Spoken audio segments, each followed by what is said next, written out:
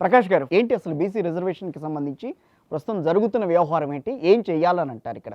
ఏం చేయాలన్నా ఈ ప్రభుత్వానికి చిత్తశుద్ధి లేదనేది స్పష్టంగా కనబడతా ఉంది. హ్మ్. రాహుల్ గాంధీ భారత్ జోడో యాత్ర చేసినప్పుడు బీసీలలో వచ్చిన చైతన్యాన్ని ఆయన చూడగలిగారు.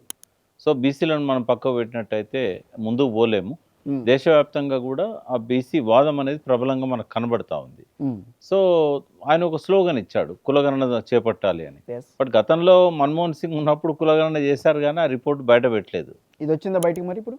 ఇది రాష్ట్రంలో కూడా బయట పెట్టలేదు. హ్మ్. బట్ ఇదంతా తప్పుల తడక సర్వే. ఆయన అటు రాహుల్ గాంధీని మోసం చేశాడు, ఇటు ప్రజలను మోసం చేశాడు. ఓకే. నాకేం సంకోచం లేదు చెప్పడానికి. ఎందుకంటే రాహుల్ గాంధీని ఎట్లా అంటే ఇది డెడికేటెడ్ కమిషన్ ఏర్పాటు చేశాం, దాని తరఫున ఈ సర్వే జరుగుతుంది అన్నట్టుగా ఇంటింటికి వెళ్ళారు మన వాళ్ళు, ఇంటింటికి వెళ్ళి నమోదు చేసుకున్నారు, నిన్ననే చెప్పాడు. హ్మ్. ఇవన్నీ రాహుల్ గాంధీ చెప్పాడు, నాకు సీఎం చెప్పాడు ఇట్లా అని. ఓకే. బట్ అది తప్పు అనేది మనకు తెలుసు.